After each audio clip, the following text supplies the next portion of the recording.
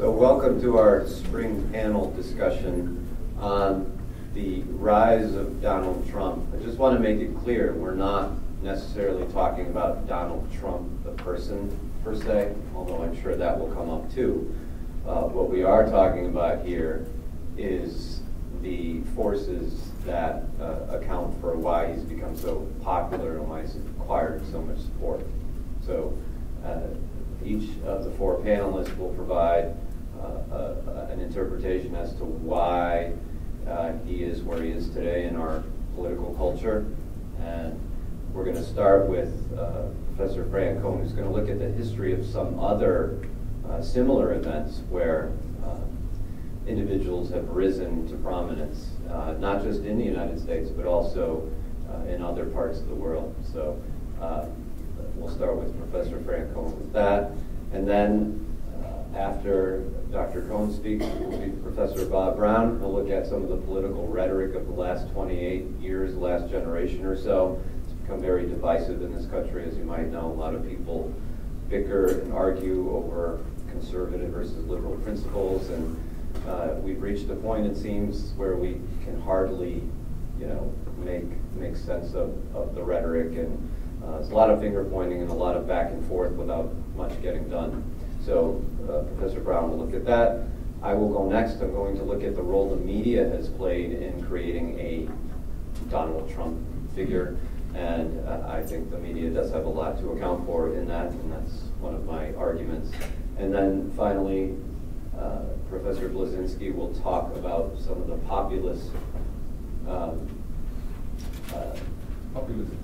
populism surrounding Donald Trump. He is where he is in part because he's acquired a large following, and his supporters are pretty loyal to him. And so Andre will break that down. I'd like to thank all of you for being here. And this video is being podcast. It's going to be on the Tunxis website within a week or so, I would think. So you can always watch it again if you missed something the first time. And so without further ado, Professor Coan.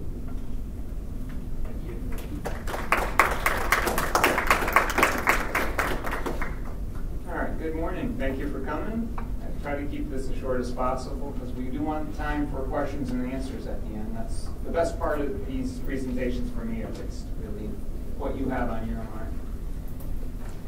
It's dangerous to use history as a guide when looking at the future, but that's what I'm going to try to do here. I'm going to contradict myself and look at some historical figures, a couple abroad and a couple in the United States, and compare them to Trump. Men who achieved executive political decisions, even though they had little or, in some cases, no political experience. Men who were celebrities, who were known to the public. So I'm going to start with an Italian, Silvio Berlusconi, the longest serving Italian prime minister in the post-war period. He served 3 terms, a total of 9 years, between 1994 and 2011. And there are a lot of parallels to Trump, clearly. I mean, obviously Italy is a different country with a different history, different political system, but in terms of the individuals, there are a lot of parallels. So to quote one journalist, Berlusconi posed as a strong man and spoke like a bar man. He had this ability to speak to the common person, a sort of common language. He was a billionaire, a media mogul, brash, supremely self-confident. Does that sound familiar? And given to controversial and outrageous statements. I'll share a couple of those in just a moment. In 1993, he formed his own political party and ran as an outsider, a businessman who knew how to fix problems. And he pledged to curb the power of the ruling class in Italy, to root out corruption and incompetence, and to provide all Italians with a better standard of living. The bottom line is he achieved none of those goals. There's really very little evidence to suggest he was successful in any of those things. And yet the voters, many of them, they gravitated to him. Why? Well, he had this common touch. He had this ability to speak their language, at least for some voters. And keep in mind, he served 3 terms. They seemingly repeatedly forgave him his sins, his gaps, maybe for that reason also. Another reason, perhaps, he was in power so long is, in general, Italians have a mistrust of politicians in general. So you could argue Berlusconi was really maybe no worse than most, quite frankly. Sort of a low bar there. Controversial statements. I am the Jesus Christ of politics. I sacrifice myself for everyone. When Barack Obama was elected in 2008, Berlusconi said, he's young, he's handsome, and he has a better tan than me. At one point, he insulted the Finns as having the worst cuisine in the world. And that ultimately, you make me right.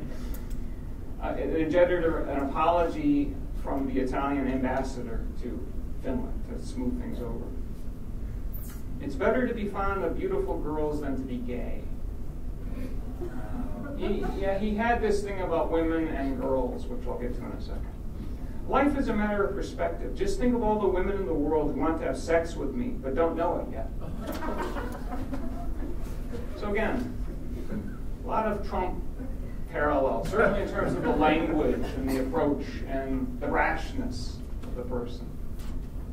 Berlusconi, other than the outrageous statements, Berlusconi's probably most famous for the number of scandals he's been involved in, some of which he's been convicted of actually, some of which there are ongoing investigations.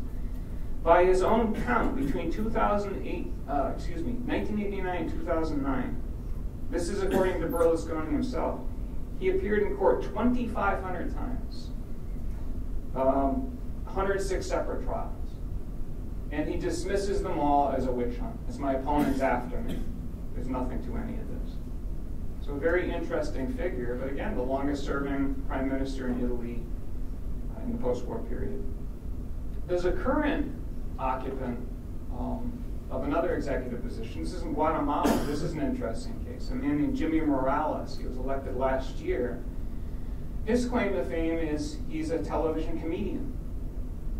And he ran on an anti-corruption platform, conservative values platform, and he was elected president of Guatemala. So we'll see how that works out. That remains to be seen.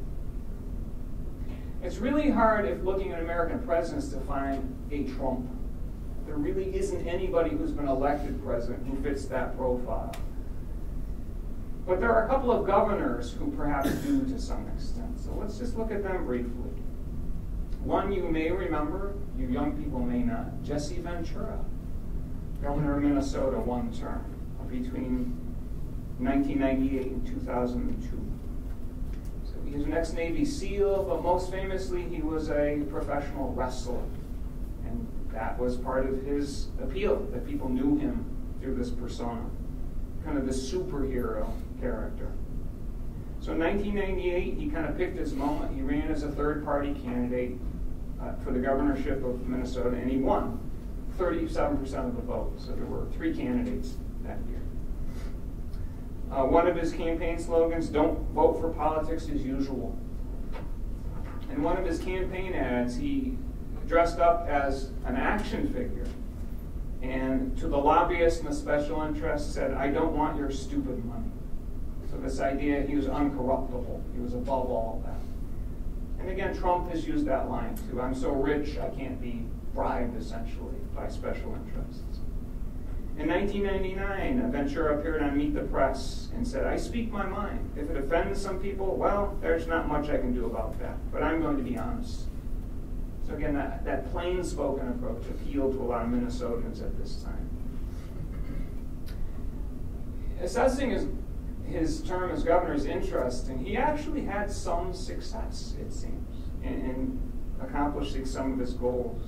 Cutting taxes, property tax reform, increasing public school funding, building a light rail system, and giving support to other social issues, gay rights, abortion rights, medical marijuana. I don't think any of those things were enacted, but he supported them, which was interesting. But one of the problems he faced is being a man with no political experience, being a man not affiliated to any of the major parties, is he had no base of support in the legislature. So he had a lot of difficulty working with the 2 parties, and particularly the leadership. He ended up vetoing 54 bills during his term, which is a lot. 9 of which were overridden.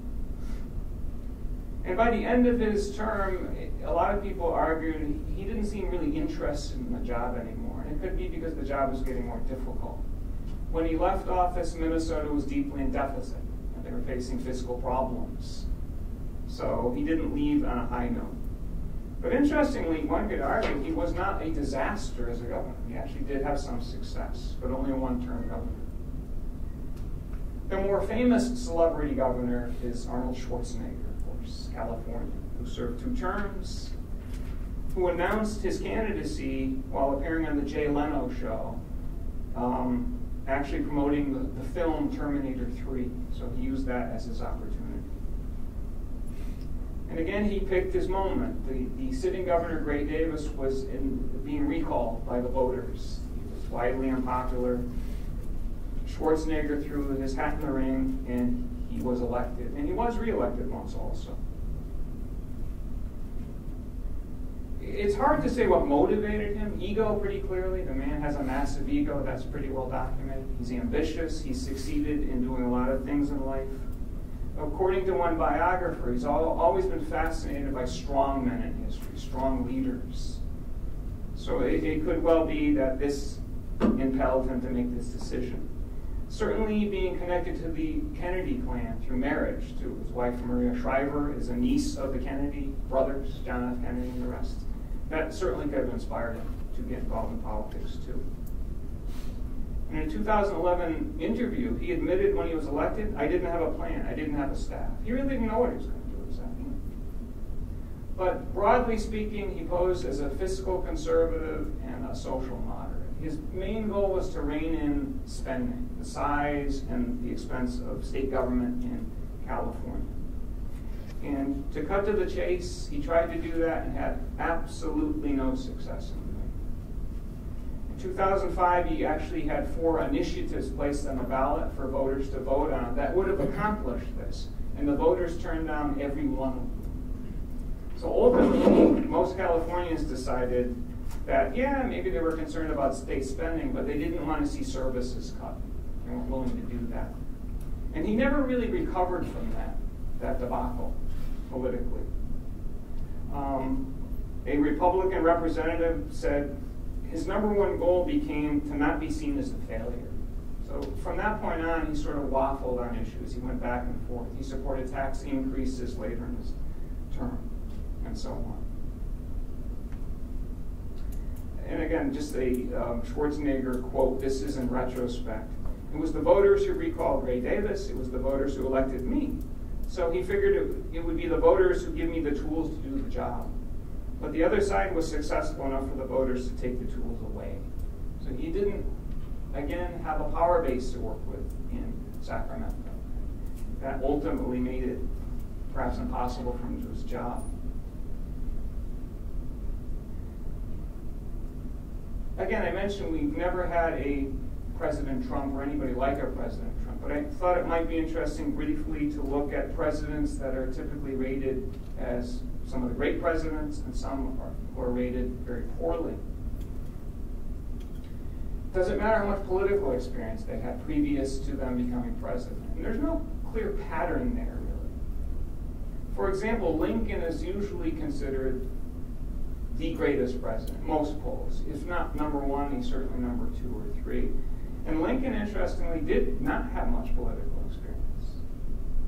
But on the other hand, some of the worst presidents had a lot before they came into office. James Buchanan, for example, Andrew Johnson. And they were terrible presidents by any measure. So there's really no way of determining, I don't think, by looking at the amount of political experience or the lack thereof, exactly how successful a president's going to be. Some quick conclusions. During times of real or perceived economic, political, or social distress or crisis, many voters gravitate to outsider candidates, and particularly celebrity candidates who they know. And particularly candidates who are able to portray themselves as talented, successful, non-ideological, non-partisan, independent, decisive, and for lack of a better term, plebeian. They have to speak to the common person in that language. And that doesn't appeal to all voters, but it certainly does appeal to a block of voters. But lacking a power base, which they typically do, a deep understanding of policy issues and political experience, few of them really seem to have much success in implementing their agendas and changing the course of things. And many have no success at all. You know, on the one hand, one might argue that this pattern is not that much different for experienced politicians, too. I mean, how many great presidents or great governors do we have who really make a major difference, who change the course of history in a sense, who can get bipartisan support to work on significant issues? There aren't that many in point of fact. And on the other hand, the danger of electing celebrities and perceived strongmen, fixers to office, is not so much that they may prove to be incompetent, which many of them do, but rather that they may choose to simply reject the system that elected them and try to work around that system, and then pander to the voters and convince them, what do we care about the Constitution? What do we care about the law? We need to fix problems. Why don't we just do it this way? The best safeguard against this threat is an educated, informed, and engaged citizenry, but that's an issue for a different panel discussion. Thank you.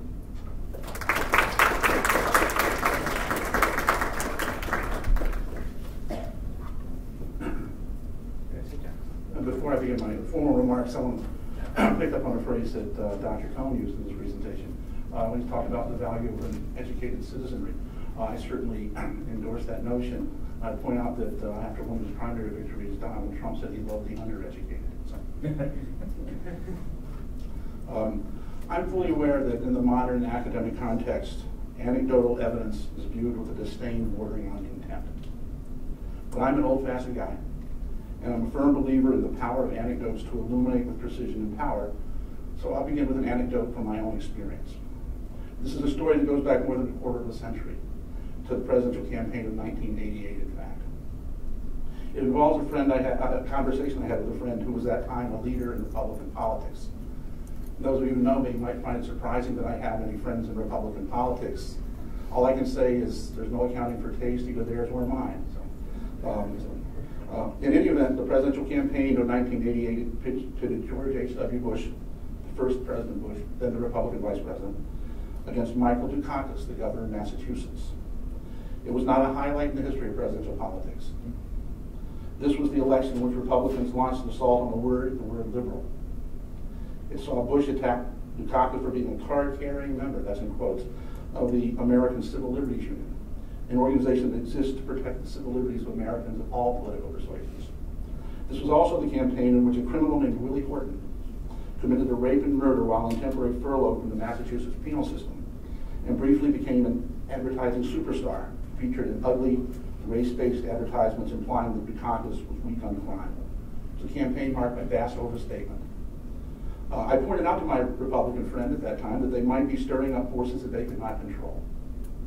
That appeals to the basis elements in the electorate might come back to haunt them at some point in the future. Oh no, he said rather smugly, we can control this.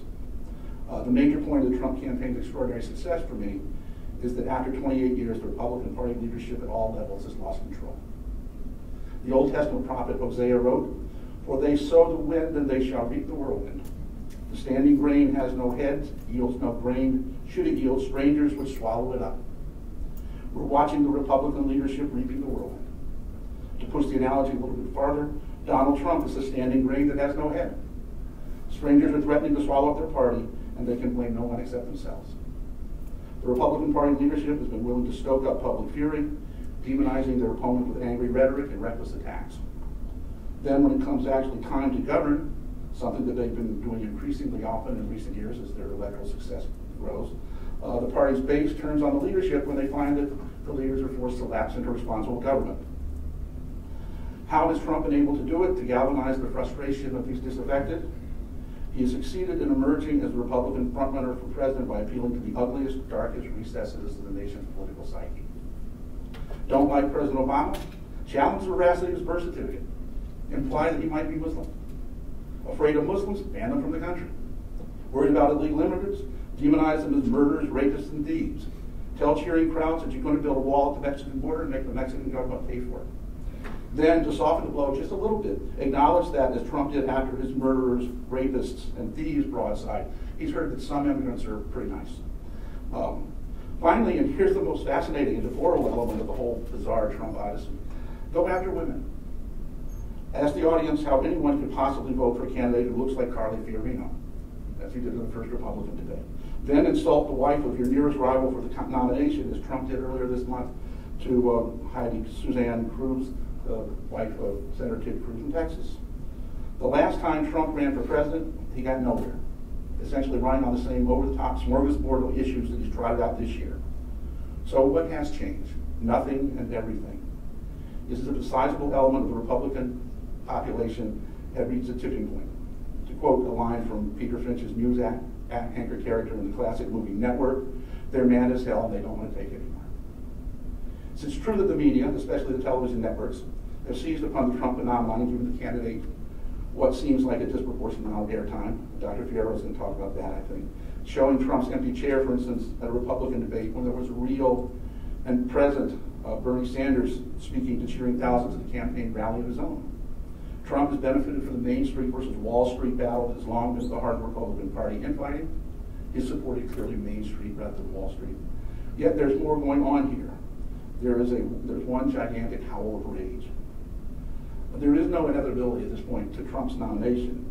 He has, according to the Real Beer Politics website, 739 convention delegates, with 1,237 needed to win the nomination.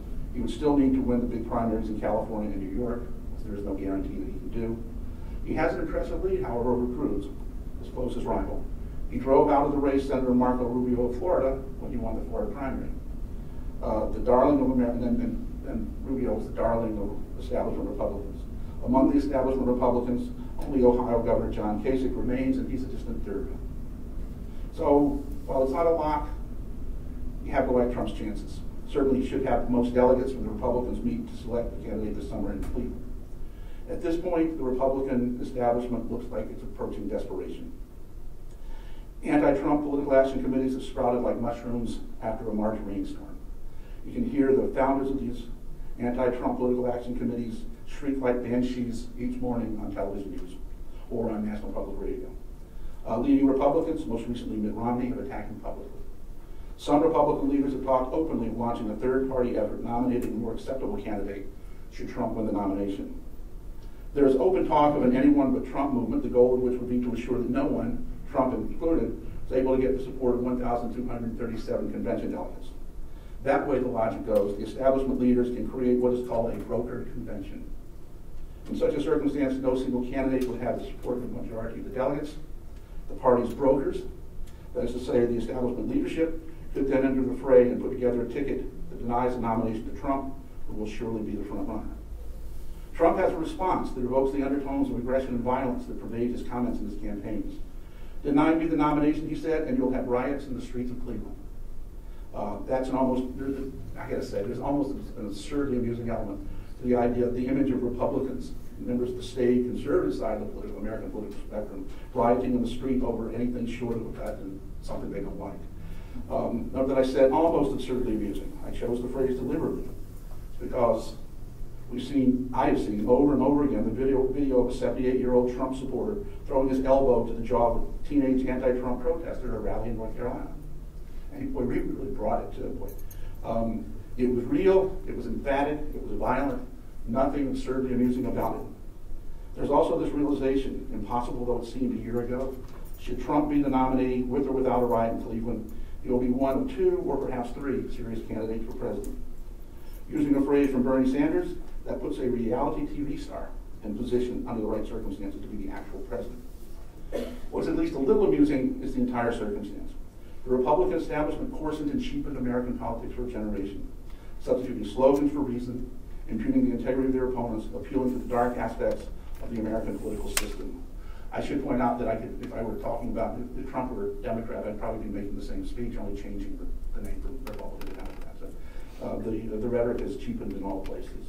The Republican establishment is now trying to slow the whirlwind where they can once again control it, to which the only possible response is you made it, good luck, try to control it. But it's one thing for the Republican establishment to reap the whirlwind, that they sowed. I don't wish that on the nation at all. Thank you.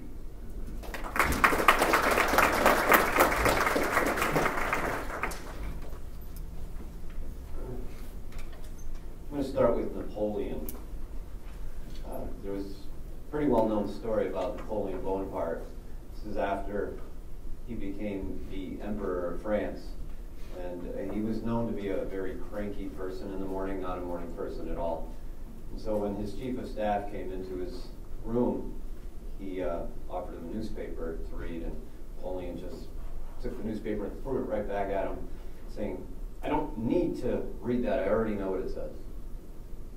And the reason he knew what it says is because the media was the mouthpiece for Napoleon, right? So it was his biggest voice to the people. And though he came across as the leader of Republican France, he eventually became something that we would call a dictator today. And one of the ways in which he did that was to control the media. So it's incredibly important in our society to have a media that is free. A free press is important. It's embedded in our First Amendment to the U.S. Constitution. Freedom of the press is as important as free speech, freedom of religion, freedom from religion. And I think sometimes we as a country take that for granted. The media has become something of a spectacle. Doesn't just inform anymore, it actually is part of the news cycle. And it involves itself in this politics of celebrity, and I think it's become a very dangerous thing. A free country requires a free press, and it's essential to a democracy that we have a free press. So really what we need to reclaim in our country is the media's watchdog, right? How else can we possibly discern good politicians from bad ones? They're not all bad. That's something, by the way, that the media tries to, propagate, that all politicians are the same and look how bad they are. And so it ceases to be a watchdog when it plays this role of being in cahoots with the political leaders of our day. So democracy requires a free press. As the nation's history unfolded, that became even more important. The more people that acquired the right to vote in our country, from people without property, African Americans, to women, the more necessary it became in this case, for the media to act as a watchdog so that it can inform everyday people of the types of politicians that are out there, to educate people on policy matters, to educate people on where these political leaders, where they stand on the issues. The Scottish philosopher Thomas Carlyle, in 1841, he called the press the fourth estate. He said it's as necessary to a democracy as any other institution, and that's exactly right. So that brings us to the present day, the media and Donald Trump. Now, I won't begin to make the claim that it's the media that accounts exclusively for the rise of Donald Trump. In fact, some people, probably some in this room, support him. So I'm not going to judge anyone who supports him on that note. But to the extent that I believe he's not the right leader for our country, I think the media does bear some responsibility for that. Let me just try to explain that a little bit more clearly. To me, the press in the last year has forfeited its responsibility as a watchdog. In fact, it's no longer a watchdog, but it's a lapdog. It's a lapdog for Trump. And that is a dereliction of its responsibility, and it really undermines our First Amendment right of free press. Cable news outlets and major networks covered Trump ad nauseum. There was a really important turning point for me. It was about maybe a month and a half ago. It's after one of the debates where Marco Rubio, started unleashing on Donald Trump. He would be critical of him, his physical appearance. In other words, he basically stooped to Trump's level. And for 2 or 3 days, the media had begun to cover Rubio. And the more the media covered him, the more Rubio began talking about his physical appearance and really acting a lot like Trump. Only Trump can do Trump, by the way. It didn't fit Rubio very well. But there was a moment, it was on CNN, I was watching, it was Saturday, and Marco Rubio was in Oklahoma City. And for the first half hour of his rally in Oklahoma City, CNN was covering it because he was making fun of Donald Trump. The moment that Rubio started talking about policy, CNN cut away. Now you tell me if that is what the media should be doing. Now CNN is not the only culprit here. I think they're all guilty of it in some way. An analysis done in August of 2015 showed that Trump's exposure added up to 36 minutes and 30 seconds on nightly newscasts from NBC, ABC, and CBS. That's more than all the other candidates, Republican or Democrat combined. The runner-up, I think, was Jeb Bush with 9 minutes, something like that. Marco Rubio, Chris Christie got about a minute and a half apiece. Okay.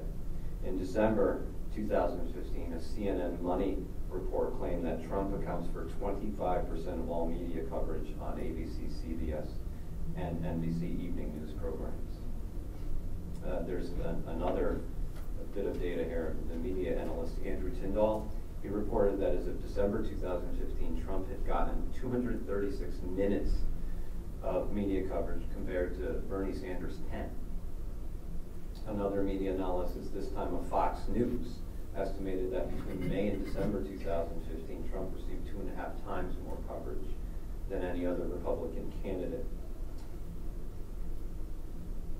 The media, in other words, if we add up the amount of exposure that Trump has gotten, has basically given him $1.9 billion of free money. In exchange, by the way, CNN's rating over the last year has gone up 177%. Okay, so there seems to be a kind of quid pro quo here situation.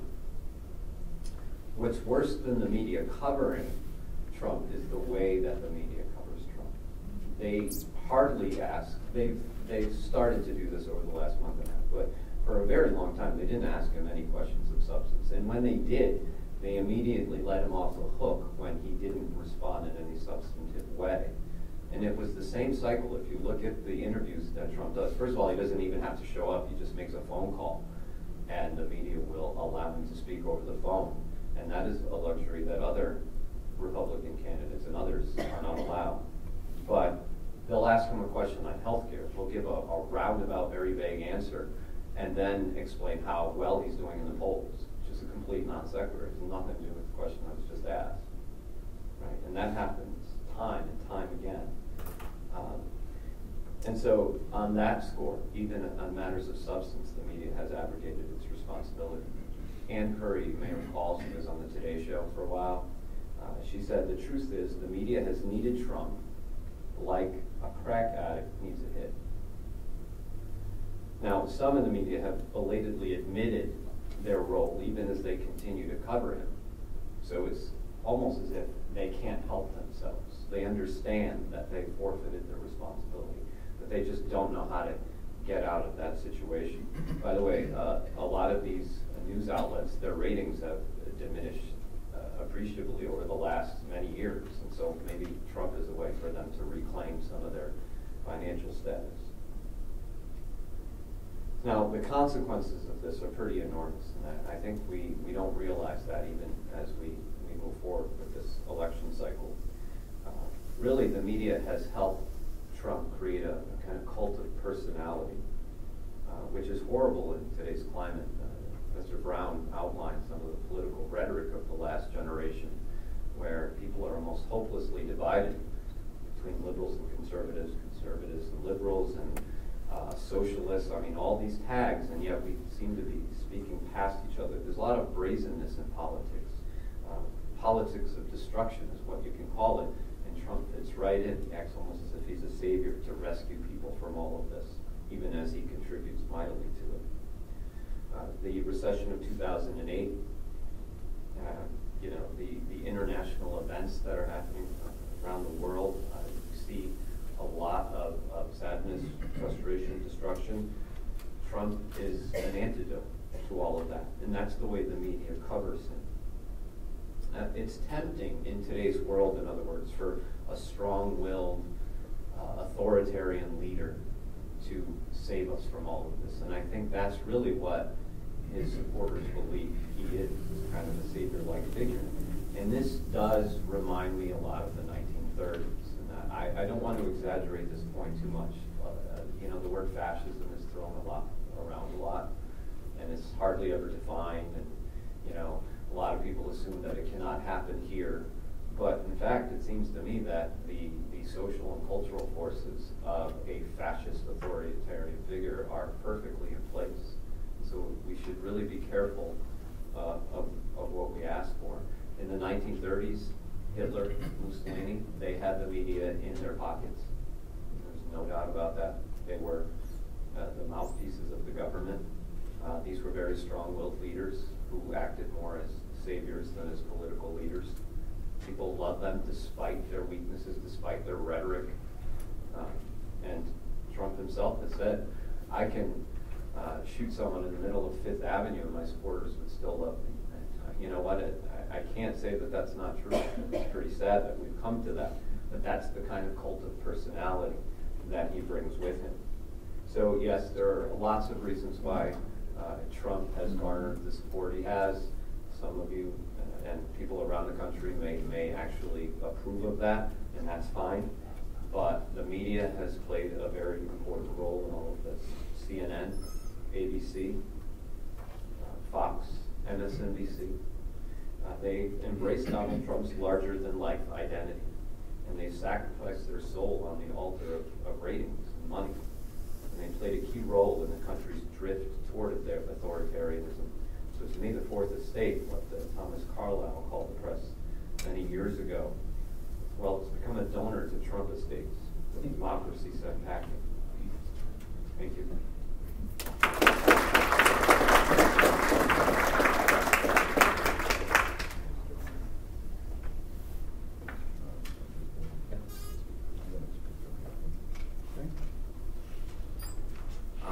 Okay. I'm going to be a little bit more equal opportunity. I'm going to smear everybody, not just the Republicans and Trump. Charles Krauthammer said that Donald Trump is not so much growing the Republican Party as morphing it into the populist party. The new people that he's drawing into the primaries may be independents or registered Democrats, but they're all populists. So should Trump win the nomination, the choice facing Republicans in November will be for which non-Republican to vote. You might ask, what's a populist? Well, without getting into the history of populism, it's a long one. Let me just start with the definition. The American Heritage Dictionary says that populism is about appealing to the interests and prejudices of ordinary people. And the Free Oxford Dictionary defines it as a political philosophy supporting the rights and power of the people in their struggle against the privileged elite. Now, in modern times, I don't think populism is much of a philosophy. I see it rather as a political stratagem to win converts to a movement or votes in an election. Claiming to fight for the people against the evil elites, or the rich, the powerful, the establishment, or the government, just to win votes or followers. Appealing to their fears and, indeed, their prejudices.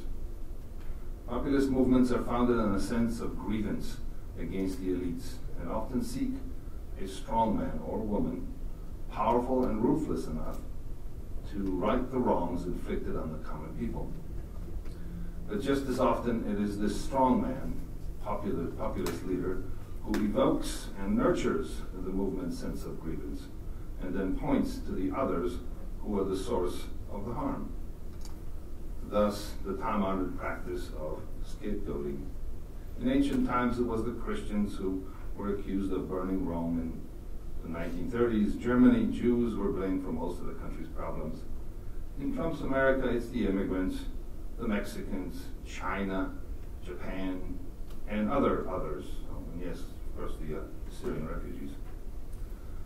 And for the sake of fair treatment, I must say that in Bernie Sanders or Hillary Clinton's or President Obama's rhetoric, it is the greedy bankers, it's Wall Street, it's the super rich who are the source of most human misery and all sorts of evils.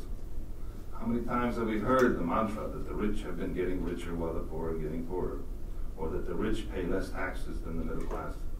None of this is true, but it does excite crowds. Republicans too have railed against the same greedy bankers on Wall Street, but then, according to the old adage, as the Democrats are dishonest, the Republicans are stupid. The point is that populism is on the rise, though people see it always in the other party, not their own. The Democrats see populist attitudes in the Tea Party movement, but too often are blind to it when it's in the Occupy movement. The Republicans suffer from the opposite, myopia. So why is populism on the rise? I'm not quite sure, but let me offer a few possible explanations.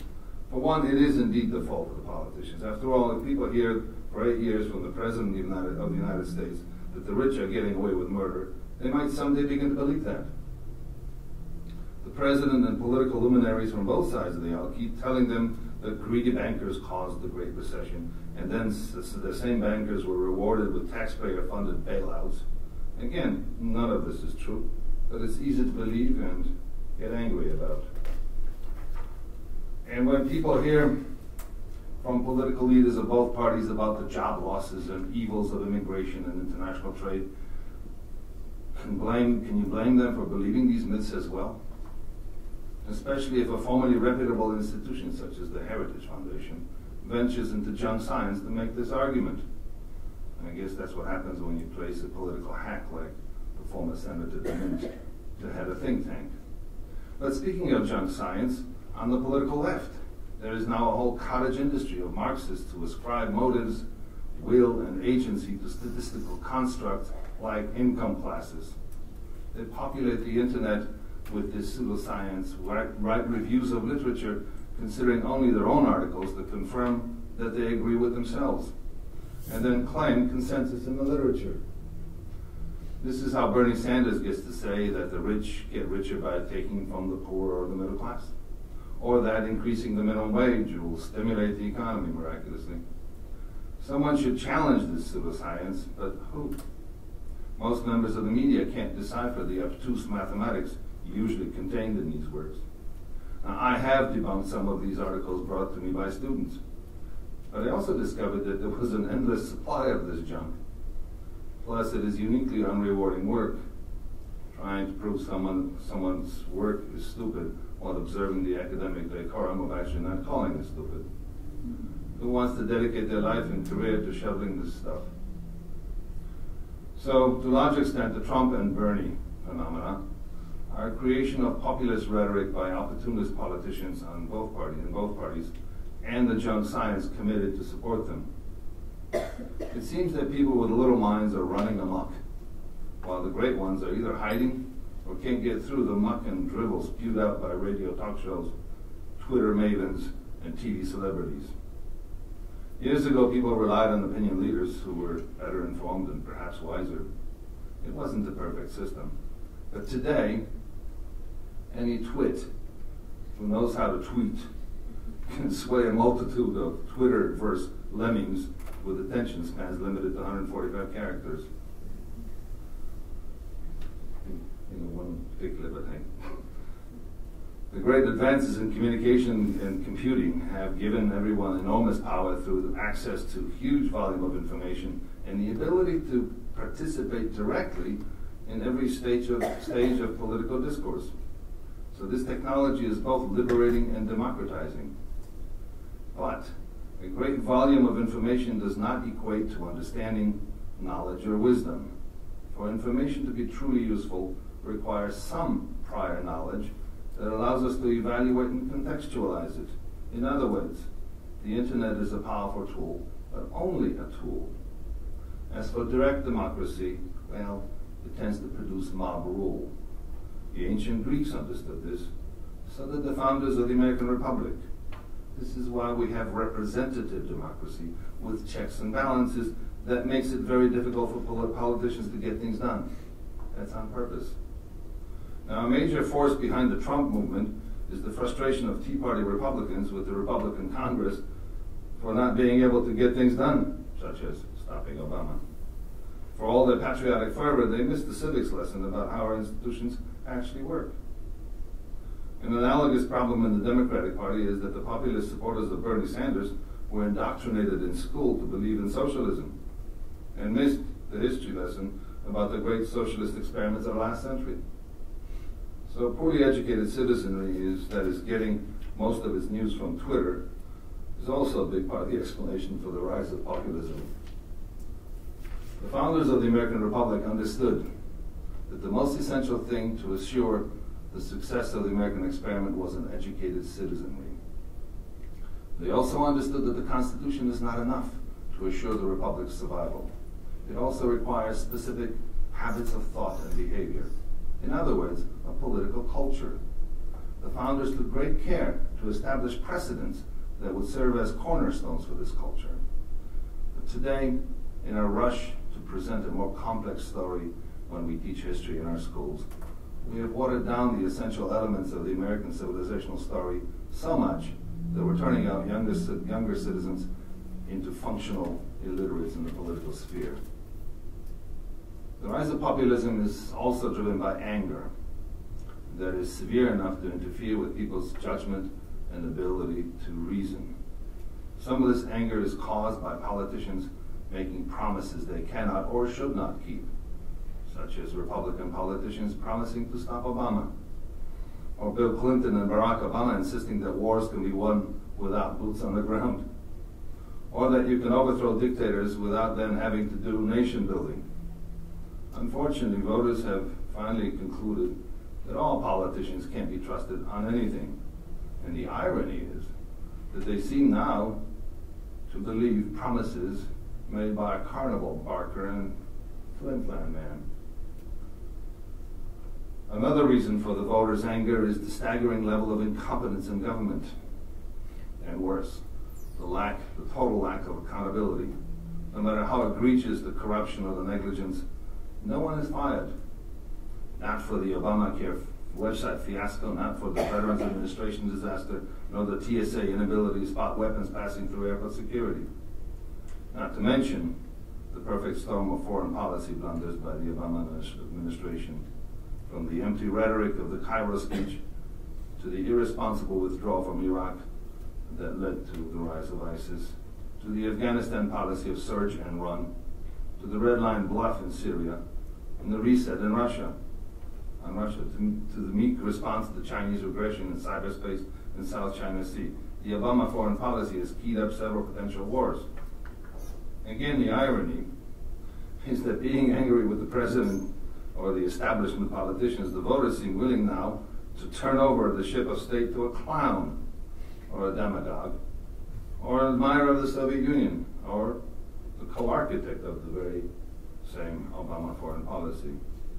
It seems that because the populist masses do not understand the intricacies of foreign affairs, they seek simple answers from the biggest simpleton around. I used to say that G.W. Bush couldn't possibly be as stupid as he sounded. I'm afraid I may have been wrong. I was hopeful that President Obama's pro-Soviet and Marxist upbringing would not impair his ability to manage economic and foreign policy, but my hopes were dashed. Now, my hope with respect to a prospective Trump presidency, short of him declaring the whole thing a hoax, is that he was just kidding about what he promised to do. Unfortunately, neither of these eventualities is likely. So as uncertain as the Obama era has been, we are headed for even more uncertain and dangerous times. So cross your fingers, close your eyes, hold your loved ones, and if you're an optimist, pray. Pessimist, well, you know what to do.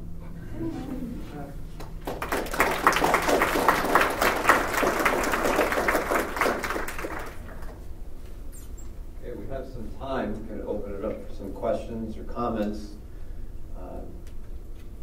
If you like. Yeah. Sure.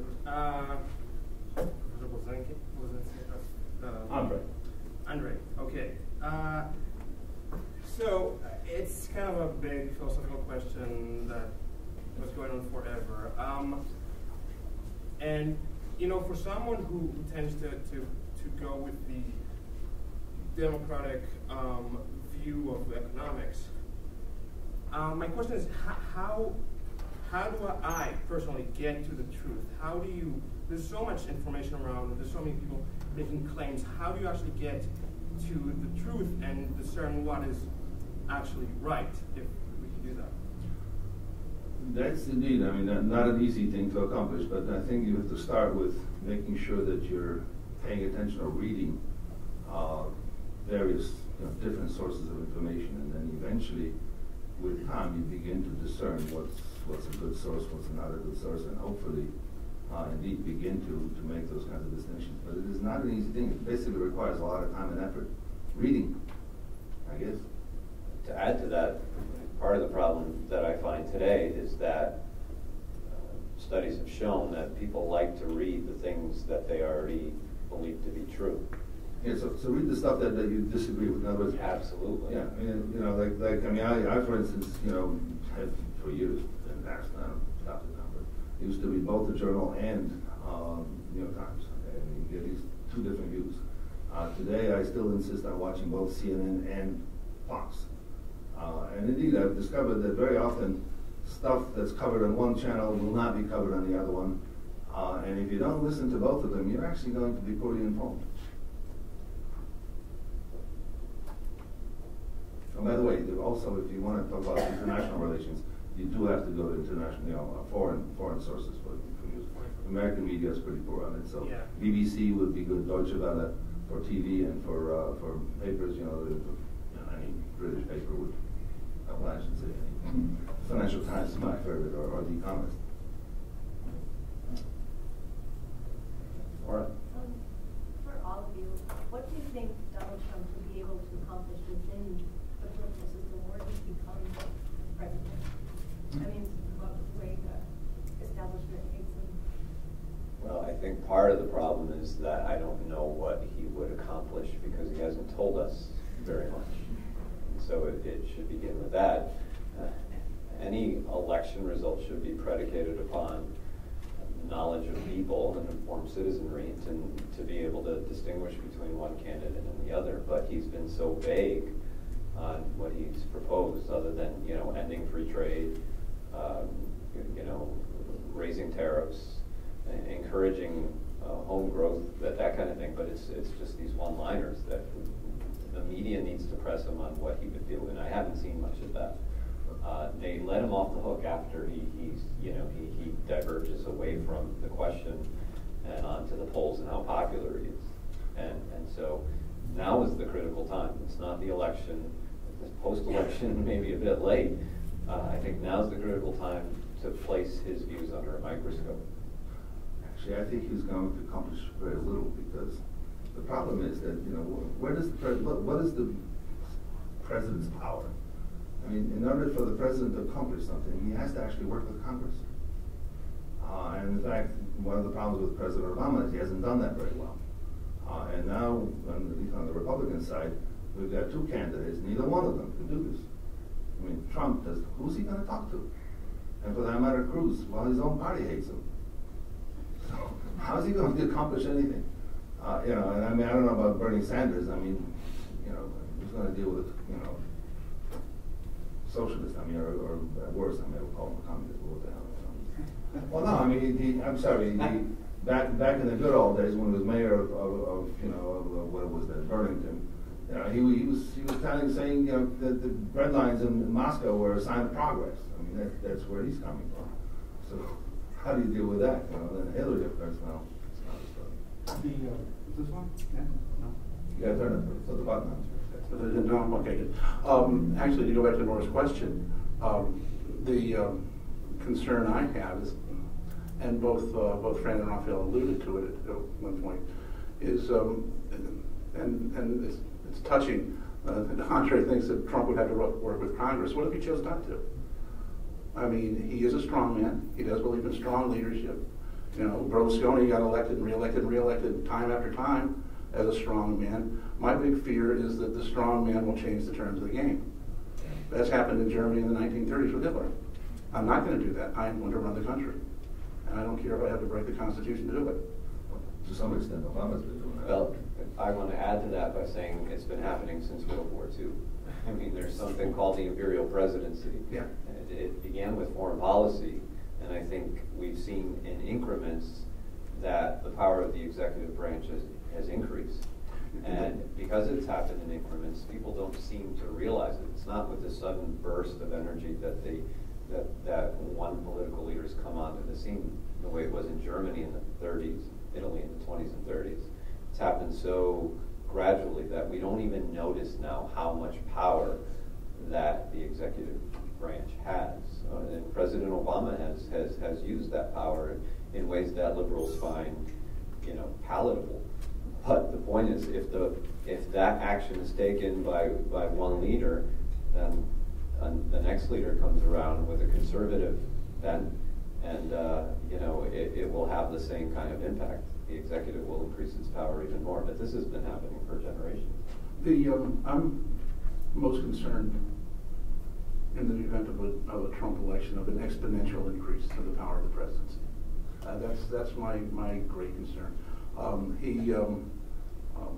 And here I come up against the other element, the one that Andre alluded to, the populist base of Trump's support. It's based on anger. It's based in fear. It's based on resentment. And there has been, ever since the very early phases of the Trump campaign, there has been an undertone of violence and threat to it. And that is something that is if your supporters are willing to fight, then you got a chance. I mean, not physically fight. I mean, intimidate people, harass them. Then you got a chance to change the rules of the game. Because those people will be afraid to stand up. And indeed, there's a parallel to the 1930s. I mean, I've been in this country for over 60 years, and this is the first time I feel frightened. But getting back to the question of expanding presidential power, the other problem here is that the experience we've had with trying to impeach Bill Clinton, makes that avenue, which is in fact the only avenue we have to rein in the power of a president ultimately. People are afraid of trying that too, because politically it didn't seem to work out too well. Okay, a couple of hands. Dan, and then we'll move across. Yes. Fran, you touched on this, and what we see of Trump is kind of like a non-political politician, in which he had no political background, but he's getting all this backing. And I think part of it is because people want to see this change. So rather than going with a politician who has all this experience, they're going with a new face. So do you think with this Trump phenomenon, as elections go on, we'll start to see more media figures rather than politicians starting to run and starting to get more exposure? One name I can throw out for you, you can laugh at me if you want, is Kanye West. And while people, I got one over there. But I can see. while people can laugh at that, You should run for the Senate first. that would help. But I prefer the Kardashians. is that he's more of a media figure. He's more of a media figure than a politician. And do you think, how you touched on with the media, this Trump phenomenon, a lot of people are saying they're voting for him just because he's Trump. And I bet if I asked everybody here, they know who Kanye West is. So do you think, not just Kanye, but do you think with this Trump phenomenon, we'll start to see more of these media figures go towards politics and try to make a real change? Well, first, it remains to be seen. If Trump is nominated and elected, then it's quite possible. So, in the end, this is in the hands of the voters to decide. They can decide they want to try this experiment and see how it works out. They may decide that. And then we have to also remain, if that happens, if we end up with a President Trump, we're going to have to assess how did it work out. Might he surprise us and be a reasonably good president? I don't suggest that's probably going to happen, but it could happen, I suppose. Could he end up being a disastrously ineffective president, a divisive president, a president who's dangerous for the system? But in the end, it's really the voters who are the ultimate check here. They have to decide who they want in office, who they can trust, who they do trust. And the worst outcome, and I alluded to this and so have my colleagues, would be if the people don't care about the system anymore. Who cares about the Constitution? That was written over 200 years ago. Why don't we just ignore that? We have problems we want to address. That would be the worst possible outcome, whoever's elected. A couple points. First of all, Dan, just to go with your fundamental question. Kanye, yes. Kanye, possibly. 50 Cent, no way. I just can't see that. Yeah. I think he's out of the political game. Okay, good. 50 Cent now. So, but no, to the earlier question about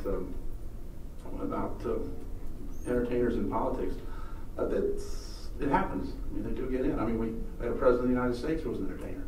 You know, so it's not a new phenomenon. So.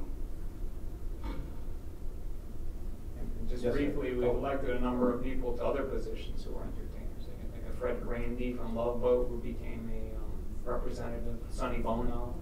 So yeah, there's a history to this, but we are talking about the presidency now. This is a whole other ballgame. I do think, you know, sometimes Americans confuse celebrity with politics, and that's a trend I've been seeing since the 1990s, at least. You know, when Andre alluded to the impeachment of Bill Clinton, I remember people rushing home from work to hear about, to see the latest sordid details of the dress and, you know, what other, you know, exploits happened in the White House. It was like a movie for a lot of people. And so when the people start confusing celebrity with politics, we've entered a completely new phase of our political culture, and not a very good one. Yes, sir. I don't know any names, so I'm just going to say the guy with the pink and blue tie. Do you think that what Trump is doing through his charisma and authoritative / childish movement in workplace is an example of how the use of elegant language in media coverage is dangerous, almost even terroristic to some degree? Yeah, definitely. I mean, he's a master at using the media to his advantage. You know, obviously, he has a lot of experience being a reality TV star. He loves the limelight. One other thing I've noticed is, I don't know if you've noticed this, anybody, he repeats everything twice at least. Did you notice that? Very interesting. He'll say it slightly differently the second time around. But he's got a technique that it appeals to people for whatever reason. Not all people. A lot of people are repelled by it, but it definitely appeals to millions of Americans. So, again, this is going to develop into remains to be seen. But I think vigilance is the word of the day. I'll say this. This actually gets to the point, but in an indirect way. I agree with Fran. You know, Donald Trump's campaign stump speeches are remarkably vapid. He repeats himself. He talks about polls rather than about issues. You know, he says to the voters of Iowa, "You're letting me down here because I'm dropping in the polls." You know, nothing that has any substance, and doesn't seem to hurt him particularly. And as Rafaele, I think, said during his presentation, that no one can do Donald Trump except for Trump. I'm working on it. Yeah, I am. I'm ready for the debate in the fall. You need to change your hair color. I'll buy an orange wig.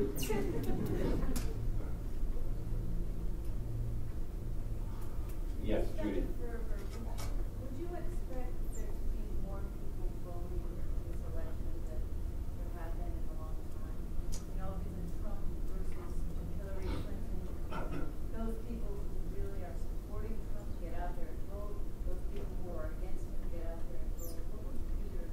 Well, if the primaries are any indication, the Republican primaries have brought 3 times as many people to the voting booths than in past primaries. And so I think that is a sign of things to come. Usually the party that's out of power is much more hungry. And, you know, I think that's something that Hillary Clinton might want to be concerned about, because the Democrats being in office for 8 years, they may not be as energized as the Republicans are. But, you know, with Trump, it's a double-edged sword, because while he does bring in a lot of people, he also turns off a lot of Republicans and others. And so they may cancel each other out. But what we've seen from the primaries is that the Republican turnout has been astronomical in most of the states where there have been primaries. And isn't that what Obama was warning against, that people have to get out? Sure, I think that's true. It's pretty clear. Any political scientist will tell you that, you know, the Democrats, they're not nearly as energized as the Republicans are at this point. I don't know that Hillary Clinton makes people feel excited about politics. I think Bernie Sanders does, especially among people in your age range here. But it doesn't appear that Bernie Sanders is going to win the nomination. So. Isn't it a little scary to watch the Republicans as they're dropping out of running, saying that they will support the candidate or they will put they're putting their support behind Trump, even though they've said things that have been so negative? That too is scary. Is that to me or to anybody? That's an interesting phenomenon because you didn't hear from Rubio. He dropped out and endorsed Cruz. You didn't hear from Lindsey Graham. He's become one of Trump's biggest critics. So not all of them have. I was surprised when Ben Carson did. Right. Yeah. And Fiorino. That one surprised me too. So especially after all the stuff he said about her. So I would point out also that Fiorino supporting Cruz. Yeah. I also think that it's also worth pointing out that Trump does have extraordinarily high negative numbers. There are people who will vote against him if he's the Republican nominee.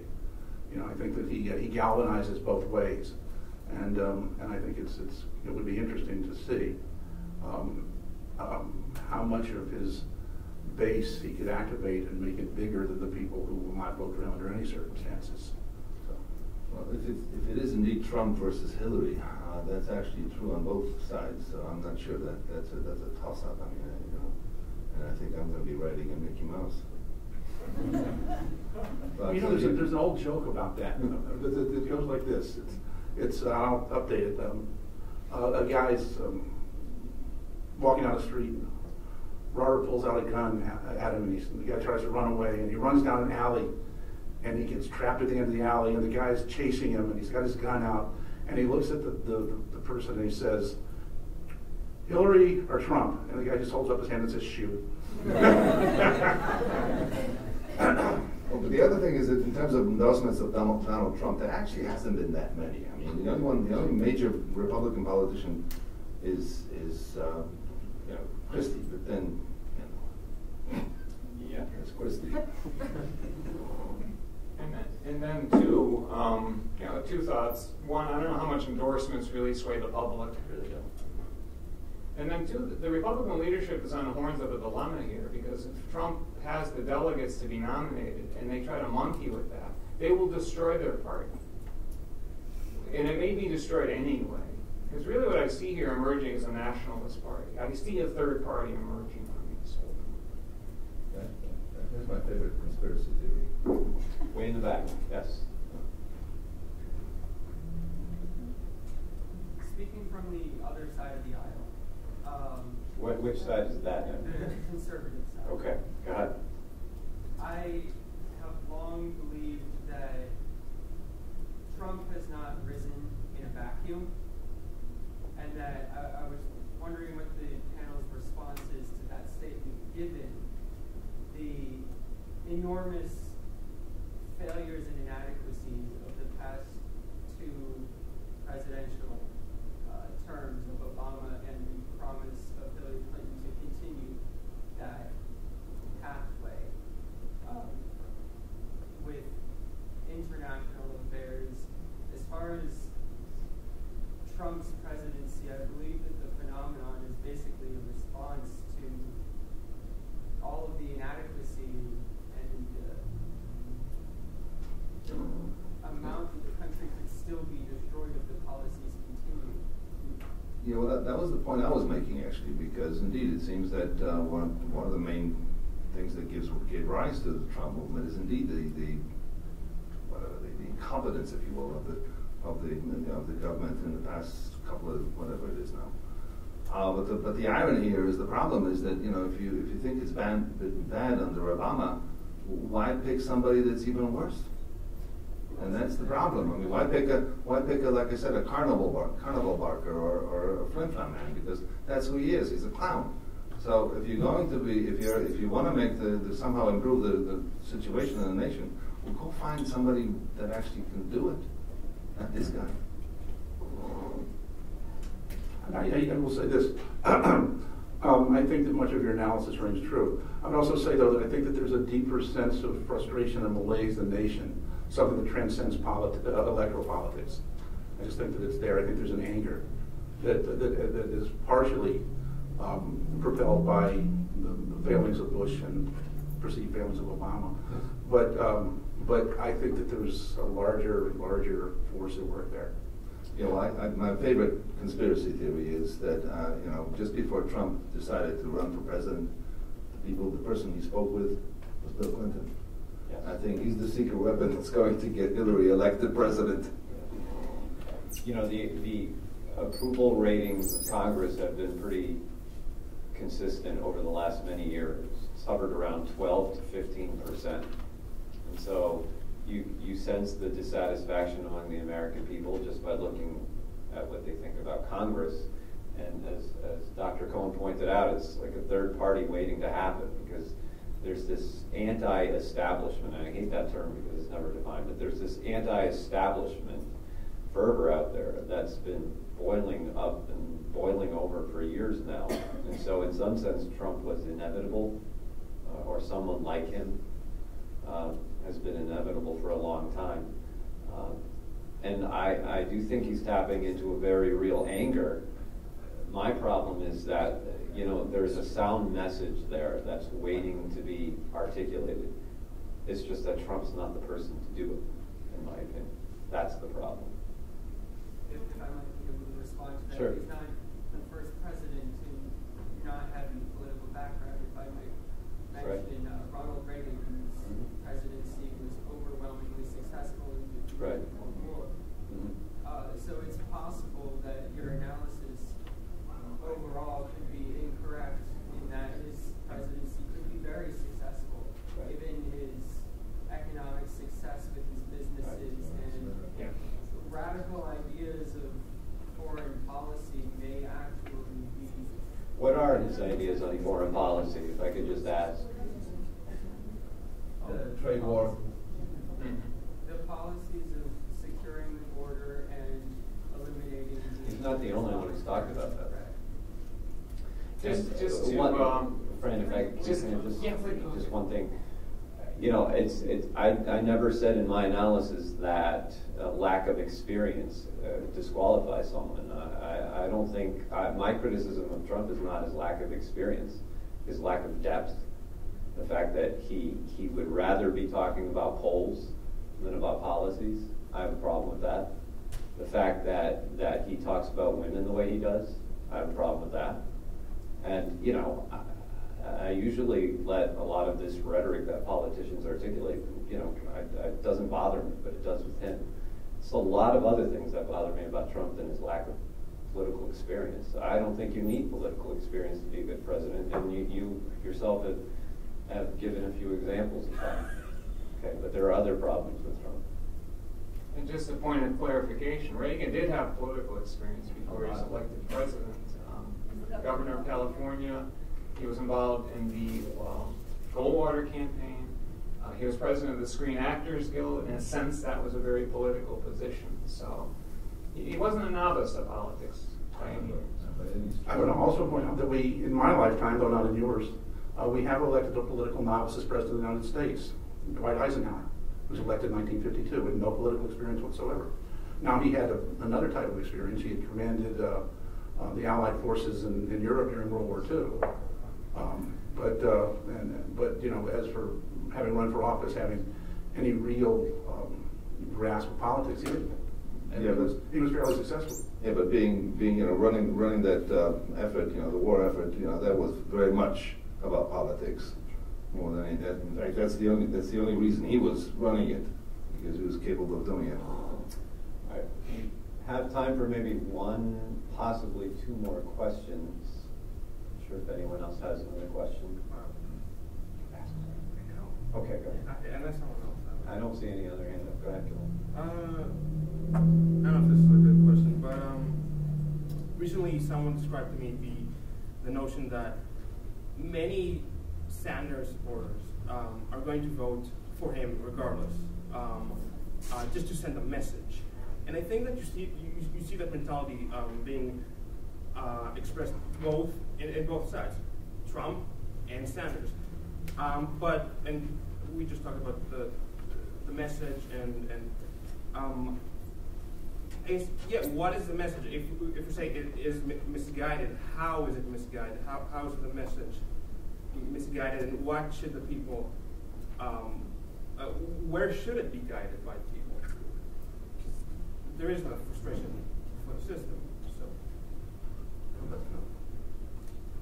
So, I think Fran touched on something that is a possibility. You can see a new party with skilled, capable political leadership. And that's where the frustration will be funneled. I can see that happening. I can see that happening as early as this year, if Trump gets a nomination. Because there are Republican leaders who say that they're willing to consider a third-party candidacy in the event that Trump wins the election. I think that there's something that could happen. I mean, if he wins the nomination. And that's where the frustration would be channeled. And there are a lot of parallels between this populism and it's really nationalism too, is what he's trying to appeal to, I think, to a large extent, this sense of nationalism. And if you look at Europe, there are many nationalist parties there that in recent years have gained a lot of support. So there are some parallels there. You know, I don't know what the message I'm looking for is. I just know what it's not. What I don't want is everything that Trump has expressed and the way he expresses it. I learned more about Trump's takes over the last week, 2 weeks, 3 weeks than I have about what he actually stands for. That's a problem, right? So if someone continually talks about what he has done, how popular he is, to me he's narcissistic, and that's not something our country needs. Trump, narcissistic? Are you kidding me? And you know, I say that not as a liberal or as a conservative, just as a person who just with the common sense of knowing what I like in a politician, someone with a good story. Marco Rubio's personal story intrigues me, right? Bernie Sanders, I mean, he energizes people. He's got a message that resonates with people, and he can back it up with policy. You may disagree with him, right? But at least he's got a message that's coherent, that's articulate, that you can understand. And it doesn't go back to what I am, how I have billions of dollars. I could care less if Trump has billions of dollars. That doesn't translate into money in my pocket or, you know, help for communities across the country. And so it's more, regarding Trump, it's more what I hear versus what I would like to hear in the ideal politician. I'm not sure what that would be. You know, when Ronald Reagan spoke, people listened, but he could back it up with substance, even though he himself was accused of being stupid too, and I think that was grossly unfair. He was not a stupid politician or person. But he had the ability to energize people, but make people feel good about the country. Trump does the opposite. He can energize, but with anger. There's a big, big difference there. What everyone thinks about Reagan, he actually believed in what he was saying. With Trump, how do we know? How do we know? And people could understand what he was saying. With Trump is like, believe me, it's going to be great. We're going to make America great again, you know. You believe me, you know, I'm going to do this, I'm going to, the healthcare system, oh, it's going to be wonderful. It's all just bluster. There's no content there. Okay, thank you all for coming. Appreciate it.